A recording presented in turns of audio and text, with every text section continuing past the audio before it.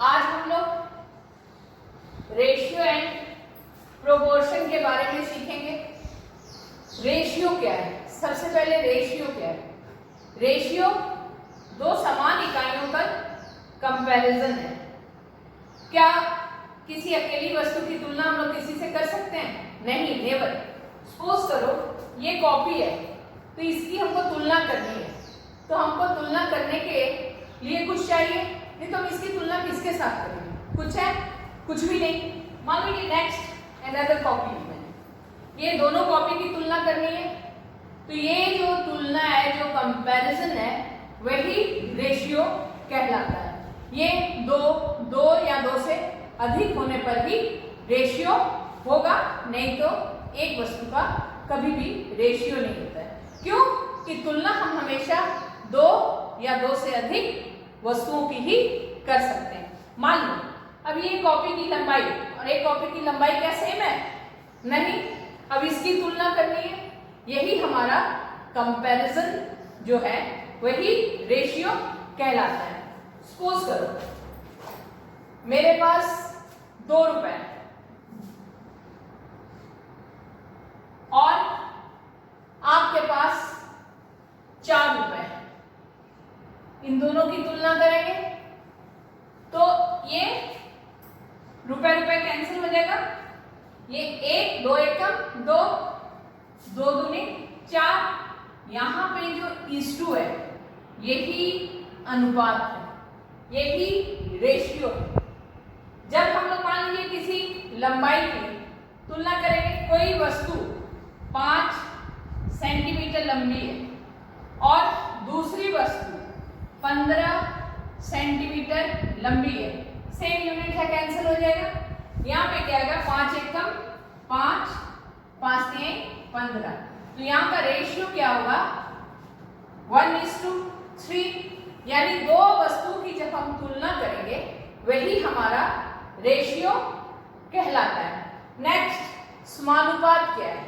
जब दो रेशियो, मान लीजिए ये 2:4 और यहाँ पे 4:8 है, दोनों अलग अलग है, तुलना करेंगे। ये 2:4 4:8 है, तो ये 1:2, ये 1:2, यानी ये वाला इसके समान है, तो ये क्या होगा? समानुपात, प्रोपोर्शन। यही अनुपात, जब दोनों अनुपात की तुलना करेंगे तो वह समानुपात हो जाते हैं। देखो इधर वाला भी और इधर वाला भी दोनों बराबर है, तो ये हो गए समानुपात। क्या हो गए? प्रोपोर्शन हो गए। अब देखते हैं ये A:B, A अनुपात B, इसको बोलते हैं पूर्व पद। क्या बोलते हैं? पूर्व पद। इसको बोलते हैं उत्तर पद या पश्च पद। अब देखो ये क्या हो गया? ये A:B। यहाँ पे यदि मान लो 3 है, यहाँ पे 5 है, तो क्वेश्चन आएगा पूर्व पद क्या है? तो 3 है, उत्तर पद क्या है? 5 है। अब इसका विलोमानुपात होता है। विलोमानुपात क्या है? जब हमारा पूर्व पद उत्तर पद हो जाएगा और उत्तर पद पूर्व पद हो जाएगा, तो यह जो अनुपात होगा इसे ही विलोमानुपात कहते हैं। मान लीजिए इसका विलोमानुपात होगा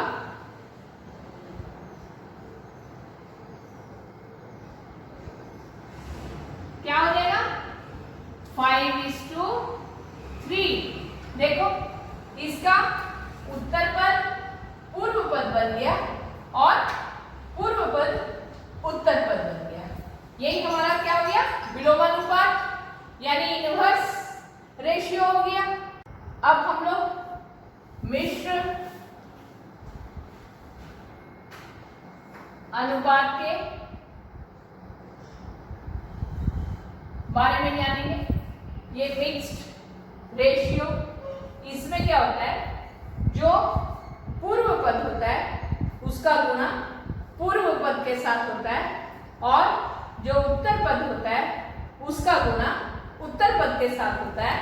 यही हमारा मिश्र अनुपात होता है। तो सपोज करते हैं यहाँ पे 3:2 और 5:3 का मिश्र अनुपात क्या होगा?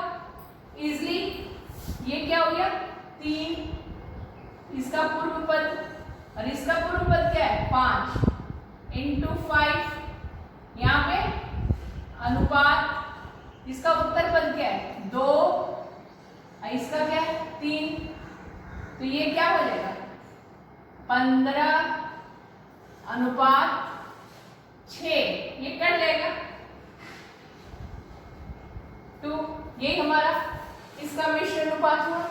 सपोज करो यहाँ पे दिया A/B एवं D/F का मिश्र अनुपात ज्ञात करो। इजली हम लोग मिक्स्ड रेशियो ज्ञात करने के लिए क्या करेंगे, A इसका पूर्व पद और इसका पूर्व पद इंटू D अनुपात इसका उत्तर पद इसका उत्तर पद यानी B × F, यही हमारा आंसर होगा। मान लो एक और सवाल दिया है, यदि ये दिया है 3:2 5:7 1:4, इसका मिश्र अनुपात करो। यहाँ पर क्या था, हम लोग 2 ठो लिए थे A/B एवं D/F। अब यहाँ पे हमने क्या लिया 3:2, दूसरा 5:7, तीसरा 1:4। इजली हम लोग को सेम प्रोसेस, जितना बड़ा हो कुछ भी हमें घबराने की बात नहीं है। यहाँ पे हमारा मिश्र अनुपात क्या हो जाएगा, मिश्र अनुपात यानी मिक्स्ड रेशियो क्या होगा, पूर्व पद क्या है 3 गुणे इसका पूर्व पद क्या है 5, इसका पूर्व पद क्या है 1, फिर यहाँ पे अनुपात इसका उत्तर पद क्या है 2, इसका उत्तर पद क्या है 7 और इसका उत्तर पद क्या है 4। अब ये सब हम लोग गुणा करेंगे तो क्या आएगा 15:56, यही ना होगा, ये इसका मिश्र अनुपात हुआ, ये आंसर हुआ। इस प्रकार हम लोग इजीली मिश्र अनुपात भी निकाल लेंगे। जब किसी अनुपात में पूर्व और उत्तर पद समान होते हैं या असमान होते हैं तब उन्हें क्या कहते हैं, A/B अनुपात में A/B, यानी कि जब पूर्व पद और उत्तर पद दोनों समान होंगे तो उन्हें समानुपात कहेंगे, रेशियो ऑफ इक्वलिटी। जब अनुपात A/B में A is not equals to B होगा तो इसे विषमानुपात यानी रेशियो ऑफ इनइक्वलिटी कहेंगे। जैसे 2:2 समानुपात का उदाहरण है और 3:2 विषमानुपात रेशियो ऑफ इनइक्वलिटी का उदाहरण है। किसी अनुपात में यदि A/B ग्रेटर देन 1 होगा तो ये क्या होगा, गुरु अनुपात, यानी जैसे 3:2 क्या होगा 3/2, ये 1 से बड़ा है तो ये गुरु अनुपात हो जाएगा। यदि A/B किसी अनुपात में यदि a by b less than 1 होगा तो ये क्या हो जाएगा, लघु अनुपात हो जाएगा। जैसे यही एग्जाम्पल लेते हैं, इसको उल्टा कर देते हैं, 2/3, तो ये 2/3, ये क्या लेस देन 1 हो गया, ये 1 से छोटा हो गया। ये क्या होगा, जब 1 से बड़ा होगा तो गुरु अनुपात होगा, और यदि लेस देन 1 होगा तो लघु अनुपात होगा। Exercise 5.1 page number 82। जैसे इसका पहला क्वेश्चन है, 4 माह 1 वर्ष 6 माह। क्या 4 माह 1 वर्ष 6 माह, यानी इसको क्या करना है, निम्नलिखित राशियों को अनुपात के रूप में व्यक्त करें और अनुपात को समानुपात, लघु अनुपात या गुरु समानुपात पहचान कर लिखें। सबसे पहले ये क्या दिया है, 4 माह दिया है, तो 4 माह, यहाँ पे क्या दिया, 1 वर्ष में कितना, 12 माह जोड़ 6 माह, तो ये क्या हो गया, 4:18,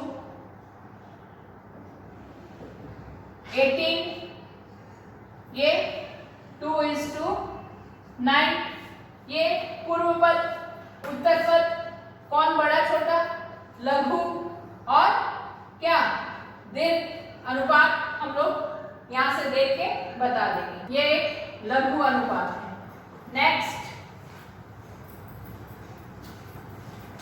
क्वेश्चन नंबर 2 का 4 नंबर, 2 का 4, a by b is to c, b by c is to a, c by a is to b। इसका क्या निकालना है, मिश्र अनुपात। यही पूछा गया है कि मिश्र अनुपात ज्ञात करें। एकदम आसानी से ये वाला क्या हो गया, ये हमारा पूर्व पद a by b इंटू इसका पूर्व पद b by c इंटू इसका पूर्व पद c by a अनुपात, इसका उत्तर पद क्या है, c into a into b। यहां से ये b कैंसिल हो गया, c कैंसिल हो गया, a कैंसिल हो गया, यानी यहां पे क्या आया, 1 अनुपात a b c, यही हमारा आंसर हो गया। ठीक है, अब क्वेश्चन नंबर 4 का एक क्या दिया है, a:b इज इक्वल्स टू 6:7 एवं b:c इज इक्वल्स टू 8:7 होने से ac का मान निकालें। a:b क्या दिया होगा, a:b इज इक्वल्स टू 6:7 और b:c इज इक्वल्स टू 8:7, 8:7। मान किसका निकालना है, AC का मान निकालना है, तो easily A by B into B by C is equals to 6/7 into 8/6।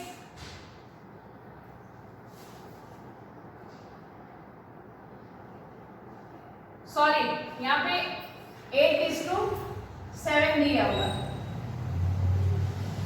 तो ये क्या हो जाएगा, B कैंसिल हो गया, A by C is equals to 48/49, A is to C is equals to 48